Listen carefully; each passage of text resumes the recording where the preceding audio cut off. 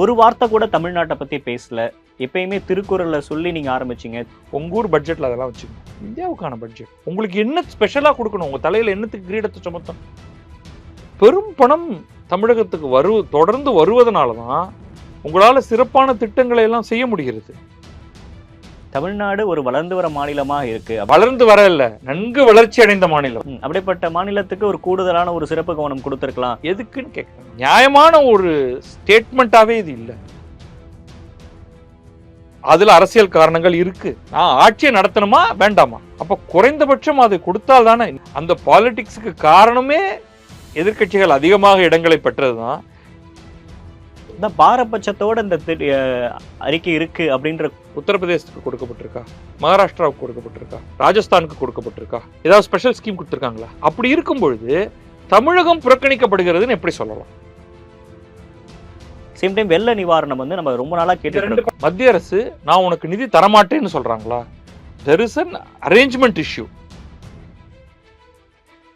தமிழ்நாட்டுக்கு சும்மா கேட்கறாங்கப்பா, ஒரு 10,000 கோடி வைத்துக்கொள்னு கொடுத்தால் என்ன பேசிஸ்? உங்களுடைய பேசிஸ் என்ன? நீங்க கேட்கறதுக்கு ஒரு பேசிஸ் இருக்கணும். எப்ப பார்த்தாலும் அழுதுகிட்டே இருக்கணும். நீங்க உங்களை மட்டும் எடுத்துக்காதீங்க, இன்னும் 4 ஸ்டேட்டையும் சேர்த்து எடுத்துக்கங்க.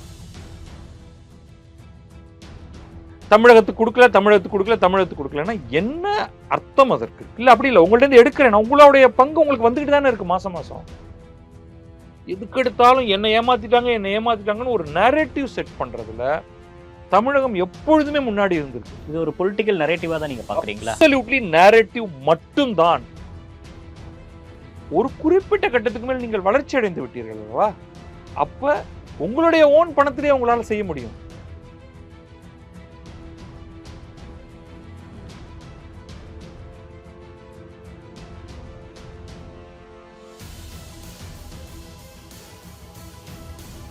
டி டிபேட் நேயர்களுக்கு வணக்கம். இன்றைய சிறப்பு நேர்காணலில் நம்மோடு இணைந்திருக்கிறார் எழுத்தாளர், பதிப்பாளர் பத்ரி சேஷாத்ரி அவர்கள். சார் வணக்கம். வணக்கம். மோடி 3.0 பட்ஜெட் வந்து இன்னைக்கு நிர்மலா சீதாராமன் அவர்கள் தாக்கல் செஞ்சிருக்காங்க.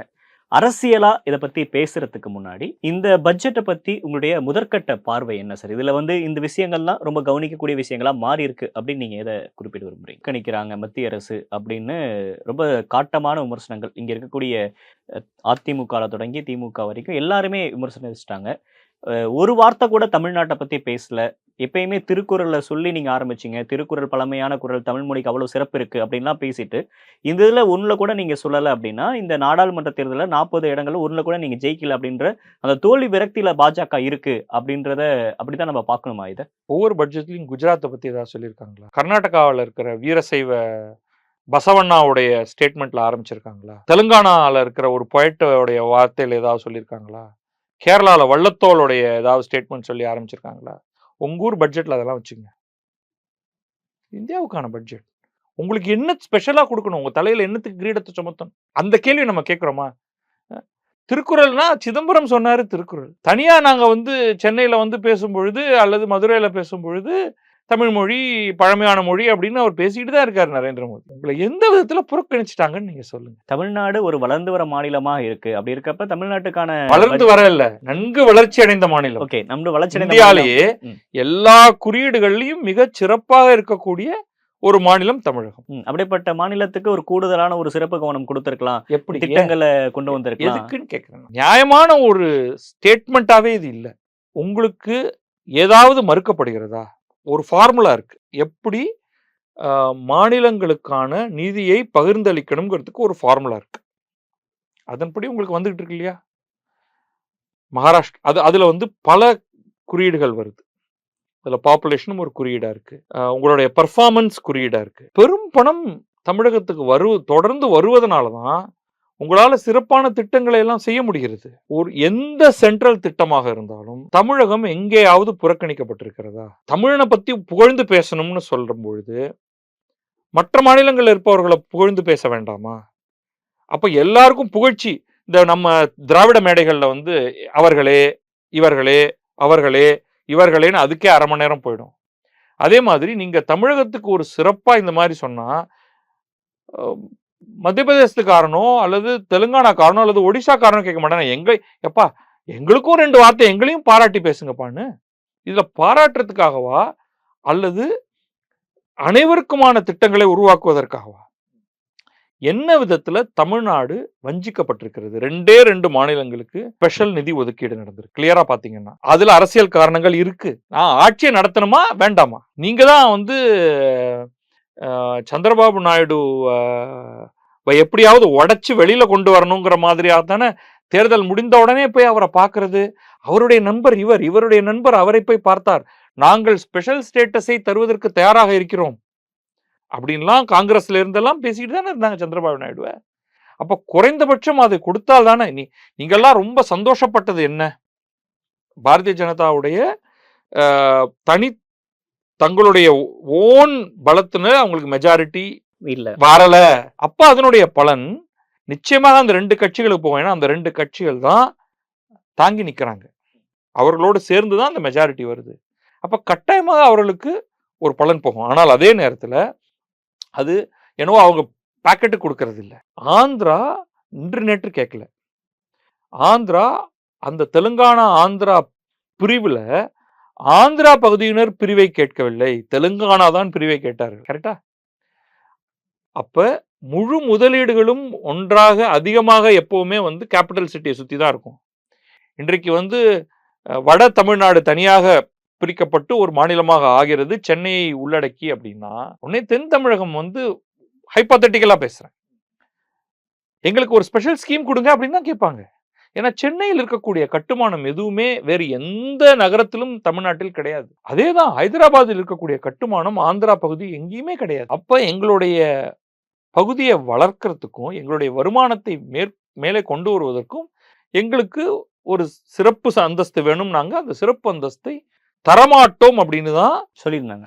இன்னி வரைக்கும் நடந்துட்டு இருக்கு. நிதிஷ்குமார் பீகாரும் கேட்கிறாரு சிறப்பு அந்தஸ்து, கொடுக்க முடியாது. ஆனால் சில திட்டங்களை கொடுப்போம். இன்றைக்கும் எல்லா பெர்ஃபார்மன்ஸ்லையும் எல்லா இண்டிகேட்டர்ஸ்லையும் ரொம்ப கீழே இருக்கு பீகார்.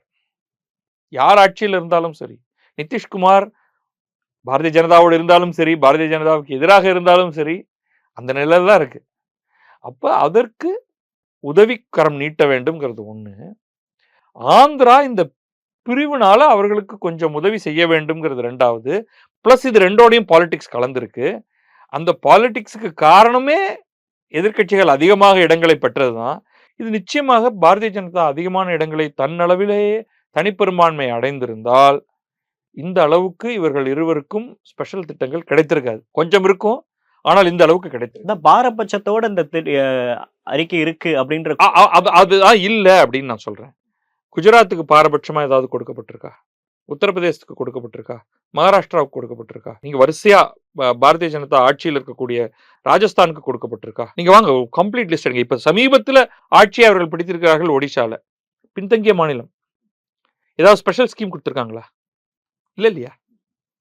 அப்படி இருக்கும் பொழுது தமிழகம் புறக்கணிக்கப்படுகிறதுன்னு எப்படி சொல்லலாம்? மொத்தம் இருக்கிற பெரும் மாநிலங்கள் ஒரு 20-25 மாநிலங்களுக்குள்ள, நான் ரொம்ப சின்னதா இருக்கிறது எல்லாத்தையும் விட்டுறேன், ஒரு 20 மாநிலங்கள்ல எந்த விதத்தில் தமிழகம் புறக்கணிக்கப்பட்டிருக்கிறது?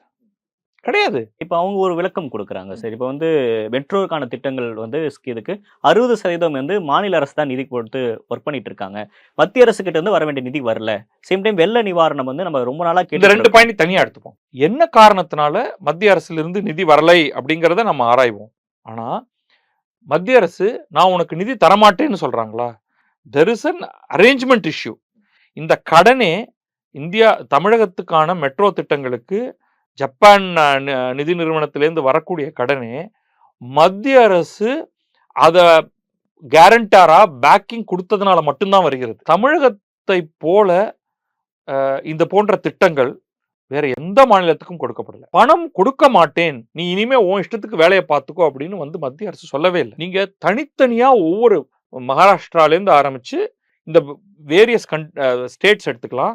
அந்த எல்லா பெரும் திட்டங்கள்லையும் மத்திய அரசு பாரபட்சமே இல்லாமல் தான் நடந்து கொண்டிருக்கிறது. அதே மாதிரி நீங்க வந்தே பாரத் ரயில் எடுத்துக்கிட்டீங்கன்னா, ஒரு சாதாரணமான ஒரு ஸ்கீம் எடுத்துக்கிட்டீங்கன்னா, தமிழகத்துக்கு தொடர்ந்து வந்துகிட்டே இருக்கு. அடிஷன் ஒரு 10 ட்ரெயின் வரும்பொழுது அதுல 1 வந்து தமிழகத்துக்கு வந்துகிட்டே தான் இருக்கு உங்களுக்கு. ஸோ இதுல வந்து யாராவது ஒருவர் இந்த யூஸ்வலா நம்ம மேடை பேச்சு தான் இங்க ஒரு கண்ணில் வெண்ணையும் ஒரு கண்ணில் சுண்ணாம்பும்னு அப்படியெல்லாம் கிடையவே கிடையாது. இந்த வெள்ள நிவாரணம் அப்படிங்கிறதும் குஜராத்தையும் தமிழகத்தையும் ஒப்பிட்டு ஒரு ஸ்டேட்மெண்ட் வந்திருக்கு. அங்க கொடுத்தாங்க, உடனே ஓடி போய் கொடுத்தாங்க, இங்க கொடுக்கல அப்படின்ட்டு. இது எல்லாமே நீங்க ஸ்டாட்டிஸ்டிக்கலி பார்க்கும் பொழுது இடர்பாடுகள் எல்லா மாநிலங்களையும் வந்துட்டு இருக்கு. உத்தரகாண்ட், ஆந்திரா, அசாம் போன்ற மாநிலங்களுக்கு இமாச்சல பிரதேசம், உத்தராகண்ட், அசாம், அஸ்ஸாம் இந்த 3 மாநிலங்கள்ல பேரிடர் மேலாண்மை தொடர்பாக ஒரு திட்டம் ஒண்ணு அறிவிச்சிருக்காங்க. அதெல்லாம் வந்து ரொம்ப குறைவான அளவுக்கான பணம் தான் அதுக்கு ஒதுக்கீடு பண்ணப்பட்டிருக்கு. ஆனா அதுல ஒரு முக்கியமான விஷயம் இருக்கு. ரொம்ப ஃப்ரெஜைலான பகுதி. அந்த இடத்தால தாங்கவே முடியாது அத. அங்கே வெள்ளம் எல்லாம் வரும்பொழுது, இப்ப இங்க வெள்ளம் வந்தா வடியும், அதனால ஒரு பெரிய பாதிப்பு இருக்காது. இங்க வந்து ஸ்டார்ம் வாட்டர் டிஸ்போசலுக்கான ஸ்ட்ரக்சர்ஸ ஒழுங்கா ஏற்படுத்தினாலே, நம்ம சென்னை போன்ற இடங்கள்ல இருக்கக்கூடிய பிரச்சனையை தவிர்த்திடலாம். நதியோர வெள்ளம் ஏற்படுதல் அப்படிங்கிறத பெரும்பாலும் அணைகளும் மற்ற விஷயங்களையும் கட்டி நம்ம கிட்டத்தட்ட அதை சால்வ் பண்ணிட்டோம். அது வந்து நான் தமிழ்நாட்டை மட்டும் வச்சுக்கல. ஒரு பார்வை என்னன்னா, தமிழ்நாட்டை சேர்ந்தவர்களுக்கு எப்ப பார்த்தாலும் அழுதுகிட்டே இருக்கணும். கவனமாக பார்த்தால் நீங்க உங்களை மட்டும் எடுத்துக்காதீங்க. இன்னும் 4 ஸ்டேட்டையும் சேர்த்து எடுத்துங்க. நம்ம வந்து 3 குழுக்களாக நம்முடைய இதை பிரிச்சா நம்ம 2 விதமா பிரிக்கலாம். ஒண்ணு வந்து ரொம்ப வளர்ந்த மாநிலங்கள் இதுக்குள்ளேயே. அப்புறம் நடுவுல இருக்கிறது ரொம்ப பின்தங்கிய மாநிலங்கள். மிக வளர்ந்த மாநிலங்கள்ல தமிழகம் 1 அல்லது 2வது இடத்துல இருக்கும். கேரளா வேரியஸ் குறியீடுகளை எடுத்து பார்த்தோம்னா கேரளா இருக்கும். நீங்க ஒரு ஃபார்முலா படி பணத்தை பிரிச்சு கொடுத்துறீங்க முதல்ல. அதனால வந்து நீங்க அப்பா உனக்கு 1 ரூபா தான், அவருக்கு 10 ரூபா, இவங்களுக்கு 3 ரூபான்லாம் கொடுக்கறது. முதல்ல ஸ்டேட்டுடைய ஜிஎஸ்டி வரி வருமானம் முழுமையா அந்த ஸ்டேட்டே பெற்றுக்கொள்ளுகிறது. தமிழ்நாடுடைய பட்ஜெட்டரி சைஸை பாருங்க, கன்சிடரபிளி பிக். அதை அப்படியே வந்து இன்னொரு மாநிலத்தினால அது கிட்ட கூட வர முடியாது. நீங்க மகாராஷ்டிரா ஒண்ணுதான் உங்களுக்கு ஒப்பீட்டு அளவுல வந்து இருக்க முடியும். அஃப்கோர்ஸ் இப்போ குஜராத், ஹரியானா, ஏன்னா அது குர்காவன் அடங்கிய காரணத்தினால அவங்களுடைய ஜிஎஸ்டி வருமானம், ஸ்டேட் ஜிஎஸ்டி வருமானமே நல்லா மேல வர ஆரம்பிச்சிருச்சு. அது தாண்டி இந்த டெவல்யூஷன் சொல்லுவோம். சென்ட்ரல் வருமானம், மொத்த வருமானத்துல ஒரு பர்டிகுலர் பர்சன்டேஜ் ஸ்டேட்டுக்கு பிரிச்சு கொடுக்கணும். அதுவும் ஃபார்முலா படி நடக்குது. அதுல உங்களுக்கு வந்து டிஸ்கிரிஷனுக்கு இடமே கிடையாது. அதற்கு பிறகு சிறப்பு திட்டங்கள் அப்படிங்கிறது தான் சென்ட்ரல் கவர்மெண்ட்டுக்கு டிஸ்கிரிஷன் வருது. அந்த டிஸ்கிரிஷனை அவங்க உண்மையிலேயே எங்க அது தேவையோ அதை நோக்கி அவர்கள் கொடுக்கிறார். இப்ப நீங்க சொல்றபடி பார்த்தா தமிழ்நாடு ஒரு வளர்ந்து விட்ட ஒரு மாநிலம் அப்படின்றப்ப இன்னும் ஒரு கூடுதலான ஒரு கவனம் அது கொடுத்தோம் அப்படின்னா மாநிலம் இன்னும் வேகமாக வளரும் அப்படின்றப்ப மாநிலத்தை உள்ளடக்கிய இந்தியாவும் வளரும் அப்படின்னு தானே பார்க்கணும். இல்ல கரெக்ட். At what cost? நீங்க வந்து அரசுடைய இது வந்து குறியீட்டு வளர்ச்சி அப்படின்னு பார்க்கும் பொழுது அதற்கான எக்ஸ்பெண்டிச்சர் யூனிஃபார்மா தான் நடக்குது. கல்வியாக இருக்கட்டும், ஹெல்த் கேராக இருக்கட்டும், அதை செலவு பண்ணும்பொழுது அது எல்லா இடத்துக்கும் பரவலாகத்தான் கொடுக்கப்படுகிறது. அது ஒருத்தருக்கு நிறையாவும் இன்னொருத்தருக்கு குறைவாகலாம் தரல. சில அட்ஜஸ்ட்மெண்ட்ஸ் எப்பவுமே இருக்கும். ஏற்கனவே கல்வியில பெரிய அளவுக்கு முன்னாடி வந்துவிட்ட ஒரு மாநிலத்துக்கும் அந்த கல்வி இன்ஃப்ராஸ்ட்ரக்சரே இல்லாத ஒரு மாநிலத்துக்குமாக நீங்க வந்து அதற்கு முதலீடு செய்யும் பொழுது நீங்க இப்ப ஐஐடி மெட்ராஸ் இங்க ஒண்ணு வைக்கிறாங்க நேரு காலத்துல இருந்து. அந்த சமயத்துல உத்தரப்பிரதேசத்துல ஐஐடி வச்சாங்களா? வச்சாங்க. கான்பூர். மேற்கு வங்கத்துல வச்சாங்களா? வச்சாங்க. கரக்பூர். பாம்பே, டெல்லி. கேரளால இருந்ததா? கர்நாடகால இருந்ததா? ஆந்திரால இருந்ததா? அவங்க எல்லாம் வந்து குயோ முறையோன்னு கத்தினாங்களா? நீங்க யோசிக்கணும். எதை எடுத்தாலும் மெட்ரோ என்ற அடிப்படையில் சென்னைக்கு ஒரு கணிசமான எண்ணிக்கையில வந்துகிட்டே தான் இருந்தது திட்டங்கள். ஹிஸ்டாரிக்கலி இங்க துறைமுகம் இருக்கு. இங்க நல்ல கனெக்டிவிட்டி இருக்கு. இன்டர்நேஷனல் ஏர்போர்ட் வச்ச அந்த ஒரு 4 இடத்துல எகைன் தமிழகம் இருக்கும், சென்னை இருக்கும். ரயில் நெட்வொர்க். நீங்க எதை எடுத்தாலும் சென்னை, தமிழகம் காலாகாலமாக கணிசமான இடத்தை பெற்றுக்கொண்டே தான் இருந்திருக்கு. ஒரு குறிப்பிட்ட கட்டத்துக்கு மேல் நீங்கள் வளர்ச்சி அடைந்து விட்டீர்கள் அல்லவா? அப்ப உங்களுடைய ஓன் பணத்திலே உங்களால செய்ய முடியும். இன்னைக்கு தமிழகம் போய் ஃபண்ட் ரைஸ் பண்ணணும்னா மார்க்கெட்ல பாசிபிள். அதே மாதிரி பிரைவேட்ட கூட்டு வந்து இங்க வேர்ல்ட் கிளாஸ் இன்ஸ்டிடியூஷன்ஸ் பில்ட் பண்ணணும்னா தமிழகத்துல பாசிபிள். ஒரு உத்தரப்பிரதேசம் தான் இன்னும் கஷ்டப்படணும். எட்ஜ்ல தான், அதாவது டெல்லி ஒட்டி இருக்கிற பகுதியில தான் யாராவது ஒருவர் வந்தாலும் அதை நிறுவ பார்ப்பார். ஏன்னா நான் அப்படியே ஏர்போர்ட்டுக்கு போனா அப்படியே டெல்லிக்கு போயிருவேன். அப்படி அந்தந்த ஸ்டேட்டுக்கும் ஒவ்வொரு ஸ்டேட்டுக்கும் ஒரு கஷ்டமான ஒரு இது இருக்கு. நம்ம அதை எப்படி ரிசால்வ் பண்றது அப்படின்னு பார்க்கணுமே தவிர எதுக்கு எடுத்தாலும் என்னை ஏமாத்திட்டாங்கன்னு ஒரு நரேட்டிவ் செட் பண்றதுல தமிழகம் எப்பொழுதுமே முன்னாடி இருந்திருக்கு. இது ஒரு பொலிட்டிக்கல் நரேட்டிவா தான் நீங்க பாக்குறீங்களா? அப்சல்யூட்லி நரேட்டிவ் மட்டும்தான்.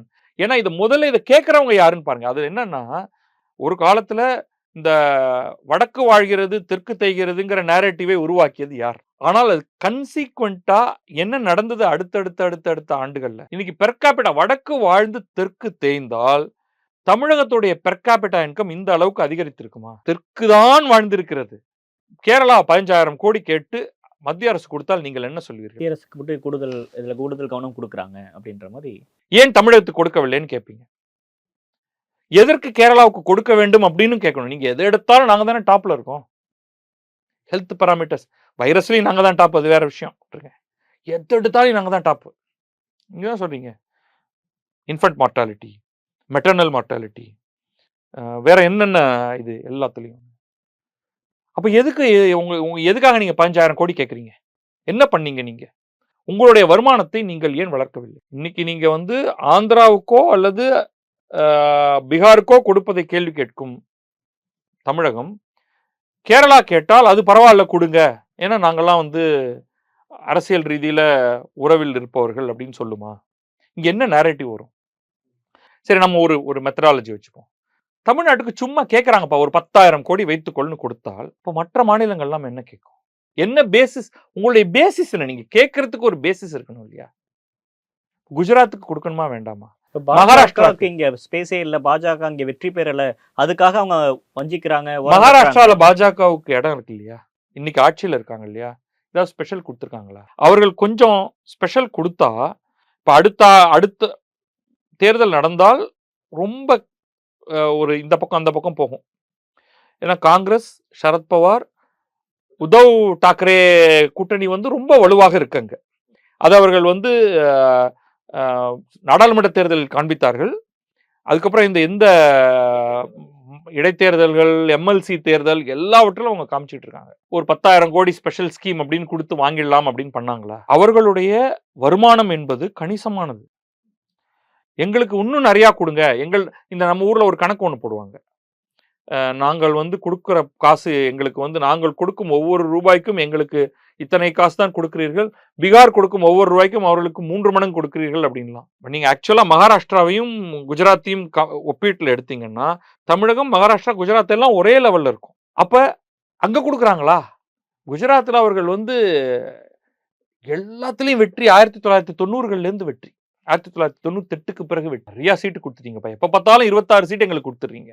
இந்த தடவை 1 போயிருச்சு, 25,000. சோ இந்த வச்சுக்கோ, சும்மா ஒரு 10,000 கோடி வச்சுக்கோன்னு அவங்க செய்யறாங்களா? இது எதையுமே கேட்காம தமிழகத்துக்கு கொடுக்கலன்னா என்ன அர்த்தம் அதற்கு இருக்கு? என்ன காரணத்துக்காக? என்ன கேட்கறீங்க? என்ன வேணுமோ நீங்க பில்டப் பண்ணிக்கிறதுக்கான கேப்பபிலிட்டி இருக்கும் பொழுது, இப்ப நான் கேட்கலாம். இப்ப நீங்க உணவுப் பொருள் கொடுக்குறீங்க, எனக்கும் ஒரு பிட்சாவுக்கு ஒரு கிராண்ட் கொடுங்கன்னு நான் கேட்கலாமா?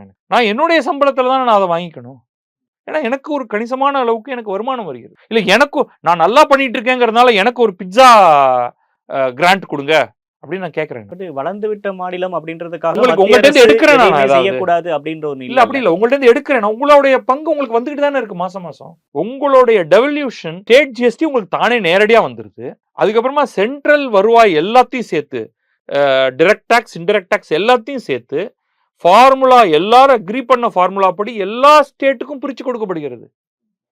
அதுல இருந்து 1 ரூபாய் எடுத்து யாருக்காவது கொடுக்கப்பட்டதா? அதுக்கப்புறம் அந்த ஸ்டேட்டுக்கு கொடுத்தது போக சென்ட்ரல் கையில இருக்கு இல்லையா, அது சென்ட்ரலோட பணம். அதே அவர்கள் பிரித்து கொடுக்கிறார்கள். அதுலயும் ஒரு ஃபேர்னஸ் வச்சிருக்காங்க. அதுல உண்மையிலேயே தேவைப்படுபவர்களுக்கு இப்ப யூபி எல்லாம் எடுத்துட்டாங்க இல்லையா? அதுல பாக்குறீங்க இல்லையா? அதுல கூட்டணிக்கு சஸ்டெயின் பண்ணணும், ரொம்ப ஸ்மூத்தான ஒரு ஆட்சி வேணும் அப்படின்றதுக்காக தான் ஆந்திராக்கு ஒரு 16,000 கோடி, பீகாருக்கு 26,000 கோடி கொடுத்துருக்காங்க. அந்த கால்குலேஷனும் அதுல இருக்கு. அந்த கால்குலேஷனும் இருக்கு அதுல. ஓகே, இப்ப இது கொடுக்க வேண்டியது இப்ப கூட்டணியை நம்ம கூட்டணி மட்டும் இல்ல, ஏன்னா கூட்டணி தாண்டி அவருக்கான சில நியாயங்களும் இருக்கு. ஆனால் இதே பாரதிய ஜனதா தனிப்பெரும்பான்மையில் ஆட்சி அமைத்திருந்தால் இவ்வளவு பணம் கொடுத்திருக்க மாட்டார்கள் அப்படிங்கிறதும் உண்மைதான். சோ இங்க ஒரு காரணமும் இருக்கு. அதே நேரம், அதாவது காரணம்னா அரசியலற்ற காரணங்களும் இருக்கு, அரசியல் காரணமும் இருக்கு. அது ரெண்டும் சேருது. ஒரு 5,000 கோடி கொடுத்திருக்கலாம், அது 15,000 கோடியா மாறுது. ஸோ அதுக்கான அரசியல் காரணங்கள் தெளிவாக இருக்கு. அப்ப வந்து இன்னும் ஸ்ட்ராங்கா நம்ம வந்து கூட்டணி இணக்கமா வச்சுக்கிறதுக்கான ஒரு நகர்வு தானா இது? அதுவாகவும் அதை பார்க்கலாம். சரி, இப்ப அதுவாகவும் அதை பார்க்கலாம். இந்த பட்ஜெட்ல இந்த விஷயங்கள்லாம் நான் எதிர்பார்த்தேன். பட் இது வந்து அந்த அளவுக்கு அவங்க பண்ணல அல்லது கவனம் குடுக்கல அப்படின்னு நீங்க நினைக்கிறது? விவசாயம் தொடர்பான பிரச்சனைகள் நம்ம பார்த்தோம். என்னை பொறுத்த வரைக்கும் அந்த ஃபார்ம் லாஸ் பாரதிய ஜனதா அரசு கொண்டு வந்தது நான் வரவேற்றேன். ஆனா அது ஒரே ஒரு லாபி, பெரும்பாலும் பஞ்சாபும், கொஞ்சம் ஹரியானாவும், கொஞ்சம் உத்தரப்பிரதேசம் சேர்ந்து அதை எதிர்த்து அராஜகம் செய்ததில் அந்த சட்டங்கள் கைவிடப்பட்டன. அதுக்கப்புறம் பொலிட்டிக்கல் கேபிட்டலையும் பாரதிய ஜனதா இழந்துருச்சு. இப்ப என்ன பண்ணா அந்த இடத்துல ஒரு ரிஃபார்மை கொண்டு வரணும் அப்படிங்கிறதுக்கு மத்திய அரசு கிட்டக்க ஒரு திட்டமும் கைவசம் இருப்பது போல தெரியல. நடுவில் ஒரு ஸ்டேட்மெண்ட் ஒன்று சொன்னாங்க, ஃபார்ம் இன்கம்மை டபுள் பண்ணுவோம் அப்படின்னு. நாட் ஈஸி, பண்ண முடியாது. இதெல்லாம் வந்து முடியாத ஒன்றை வாக்கு கொடுப்பது அப்படிங்கிறதுக்குள்ள இதை நான் கொண்டு வருவேன். நீங்க ஃபார்ம் செக்டரை இம்ப்ரூவ் பண்றதுக்காக கொண்டு வந்த சட்டங்களை பின்வாங்க வைக்கப்பட்டீங்க. ஃபார்ம் இன்கம்மை அதிகப்படுத்துவோம்னு நீங்க சொன்னது செயல்படுத்த முடியாதது. இப்ப அந்த அந்த துறையிலிருந்து நிறைய பேரை வெளில எடுத்தாங்க. அங்க வந்து கண்டினியூஸா 12 மாசத்துக்கு வருமானம் வரக்கூடிய மாதிரி ஒண்ணுமே கிடையாது. நம்முடைய பெரும்பான்மை விவசாயம் என்பது ஒரு குறிப்பிட்ட காலத்துல பருவம் சார்ந்த விவசாயம். 12 மாசத்துக்கு அதுல ஒண்ணுமே கிடையாது.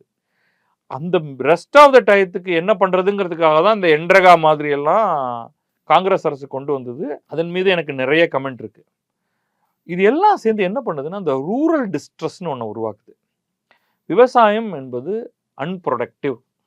இவ்வளவு பேர் அதுக்குள்ள வந்து இருக்கும் பொழுது அவங்களுக்கும் ஒரு மேற்கொண்டு முதலீடுகளை செய்ய முடியாமல் இருப்பதனால, டெக்னாலஜியை கொண்டு வர முடியாமல் இருப்பதனால, ஈல்டு அதிகப்படுத்த முடியாமல் இருப்பதனால அவர்கள் பெரிய சிக்கல்ல இருக்காங்க.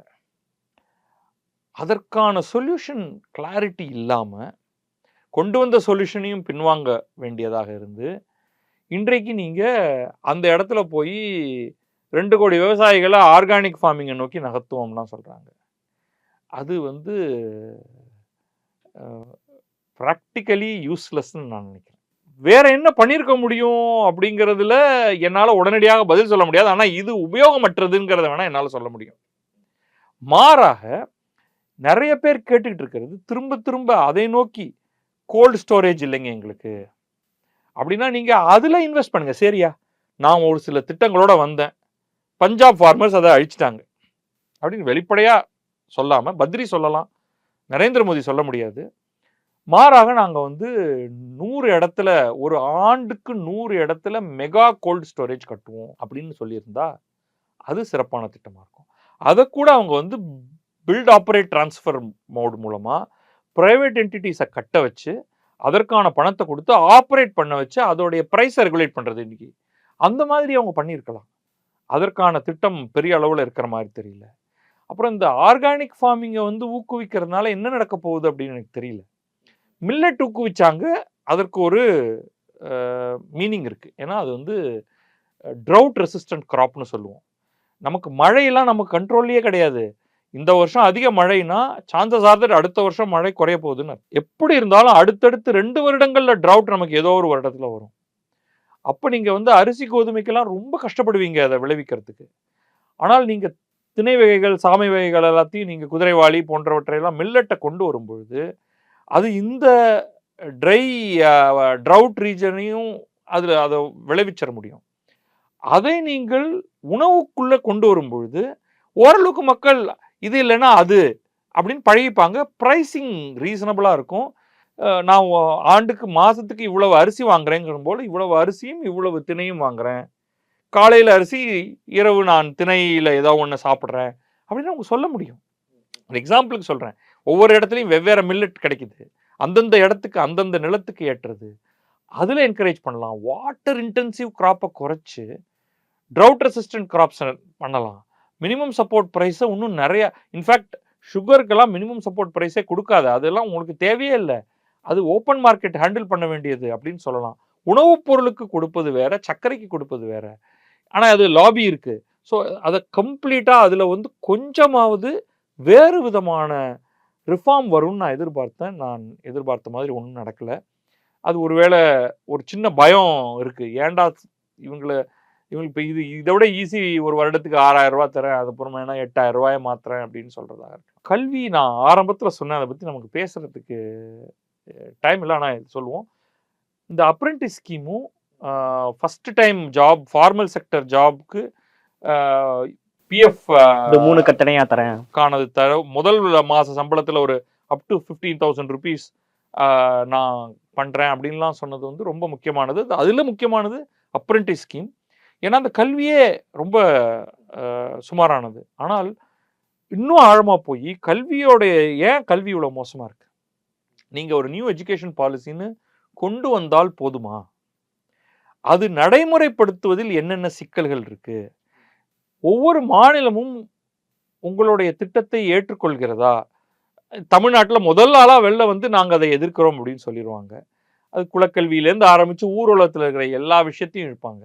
பட் பிராக்டிகலி நம்முடைய மாணவர்கள் 12ஆம் வகுப்பு படித்துவிட்டு வரும்பொழுது அவர்கள் என்ன தெரிந்து வைத்திருக்கிறார்கள்? ஒரு கல்லூரியிலே ஒரு 3 வருடம் அல்லது 4 வருடம் படித்துவிட்டு வரும்பொழுது அவர்களுடைய திறன் எவ்வாறு இருக்கிறது? அப்படிங்கிற கேள்விக்கான பதில் ரொம்ப திகிலூட்டுவதாக இருக்கு. இதை உணர்ந்த மாதிரியாக வெளிப்படையாக ஒன்றுமே செய்யல. அப்ப மாநிலங்களும் மத்திய அரசும் ஒன்றாக சேர்ந்து கல்வித்தரத்தை எப்படி உயர்த்துவோம்? அங்க என்ன ப்ராப்ளம் இருக்குங்கிற அந்த ப்ராப்ளம் அத உணர்ந்த மாதிரியானது இல்ல. அது ஒரு பெரிய ப்ராப்ளமா பார்க்குறேன். 3வது வந்து ஹெல்த் கேர். இந்த எல்லா ப்ராப்ளத்திலையும் அக்ரிகல்ச்சர், எஜுகேஷன், ஹெல்த் கேர்ல உண்மையிலேயே சால்வ் பண்ணக்கூடியது ஹெல்த் கேர் தான். மத்த 2ம் வந்து அடுத்த 50 ஆண்டுகள் போனா கூட சால்வ் பண்ண முடியுமான்னு எனக்கு தெரியல. ஹெல்த் கேரை பொறுத்த வரைக்கும் கண்ணை மூடிக்கொண்டு புது புது புது புது மருத்துவமனைகளை உருவாக்கி கொண்டே போவதுதான். அது தரம் முன்ன பின்ன இருந்தாலும் தரம் எவென்ச்சுவலி கட்டினதுக்கு பிறகு தரத்தை உயர்த்தலாம். நீங்க டெர்ஷரி ஹெல்த் கேரை இதுல தமிழகம் முன்னோடி. ஸ்ட்ரெயிட்டாவே நான் சொல்லிடுவேன். தமிழக மாடலை பிற இடங்கள்ல கொண்டு வருவதற்கு ஒவ்வொரு மாநிலத்துக்கும் ஒரு ஊக்குவித்தல் மூலமாக பணம் தரலாம். ஏன்னா ஹெல்த் கேர் இருந்தால்தான் ப்ரொடக்டிவிட்டி அதோட லிங்க் ஆகுது. சிறப்பான ஹெல்த் கேர் இருந்தால்தான் ஃபெர்டிலிட்டி ரேட் குறையும். பெண்கள் குழந்தை பெற்றுக்கொள்ளும் விகிதம் குறையும். அது நேரடியாக நமக்கு நன்மையை தரும். இதிலிருந்து ஆரம்பித்து நாளைக்கு இன்னொரு கோவிட் போன்ற ஒரு பெருந்தொற்று வந்தால் அதை எதிர்கொள்ளக்கூடிய ஒரு திறன் நமக்கு கிடைக்கும். கவர்மெண்ட் ஹாஸ்பிட்டல்ஸ் அதோடைய தரம் உயர்த்துதல் அப்படிங்கிறது எக்கச்சக்கமாக அதிகரிக்கணும். ஆனா நம்ம என்ன பண்ணிட்டோம்? தமிழகத்திலையுமே கூட சரி, பிற மாநிலங்களையும் மத்திய அரசே ஒரு திட்டம் ஒன்று, இந்த ஒரு இன்சூரன்ஸ் திட்டம், ராஷ்டிரிய ஸ்வாஸ்திய பீமா யோஜனான்னு, அது நம்ம இங்க வந்து முதலமைச்சர் காப்பீட்டு திட்டம், மருத்துவ காப்பீட்டு திட்டம்ங்கிற பேர்ல இருக்கு. இது வந்து ஒரு சிம்பிள் சொல்யூஷனாக நான் பார்க்கல. இதுல நிறைய சேலஞ்ச் இருக்கு. இதை பற்றி நம்ம பேசினோம்னா அதுக்கே நமக்கு நிறைய நேரம் கடந்துரும். ஆனா அந்த ஹெல்த் கேரை பத்தின ஒரு காம்ப்ரிஹென்சிவ் ஒரு அவுட்லுக்கே முதல்ல அரசுகிட்ட இல்லையோ அப்படிங்கிற ஒரு சந்தேகம் எனக்கு வருது. இப்ப இதுலெல்லாம் அதிக கவனம் செலுத்துவதற்கு ஒருவேளை இப்ப நம்ம பேசுறத எங்கேயோ ஒரு இடத்துல யாரோ ஒரு விதமா கேட்டோ டிரான்ஸ்லேட் ஆகி போயோ அவங்க அடுத்த இதுல வந்து இப்ப வேலை வாய்ப்பு அப்படிங்கிறத ஒரு பெரியதா எடுத்துக்கிட்ட மாதிரி ஹெல்த் ஃபார் ஆல் அது வந்து தனிப்பட்ட முறையில் சென்ட்ரல் கவர்மெண்டால பண்ணிட முடியாது. ஏன்னா அது வந்து கன்கரண்ட் லிஸ்ட்ல இருக்கு. ஸ்டேட்டும் பண்ணணும், சென்ட்ரலும் பண்ணணும். அது பஞ்சாயத்து வரைக்கும் அதை கொண்டு போகணும். பிரைவேட்டும் பண்றாங்க. அப்ப இது எல்லாரும் ஒன்னா சேர்ந்து ஒரு மாபெரும் திட்டமாக ஒரு பெரிய டிராமாட்டிக்கான மாற்றத்தை கொண்டு வரக்கூடியதற்கான ஒன்றாக பண்ணா, அதனால வாக்கு விழுமா, அதனால நம்ம ஜெயிக்க போறோமாங்கிறத தாண்டி ஒரு ரியல் பெனிஃபிட் நம்முடைய நாட்டுக்கு கிடைக்கும். நிறைய விஷயங்கள் பகிர்ந்துக்கிட்டீங்க சார். குறிப்பாக அந்த மோடி பட்ஜெட் 3.0 பட்ஜெட்டை பற்றி ரொம்ப விளக்கமாகவும் பேசியிருந்தீங்க. அதை பற்றி இருக்கக்கூடிய பின்னாடி அரசியல் சார்ந்த வரக்கூடிய விமர்சனங்களுக்கும் பதில் கொடுத்துருந்தீங்க. நேரம் கொடுத்தமைக்கு நன்றி சார். தேங்க்யூ.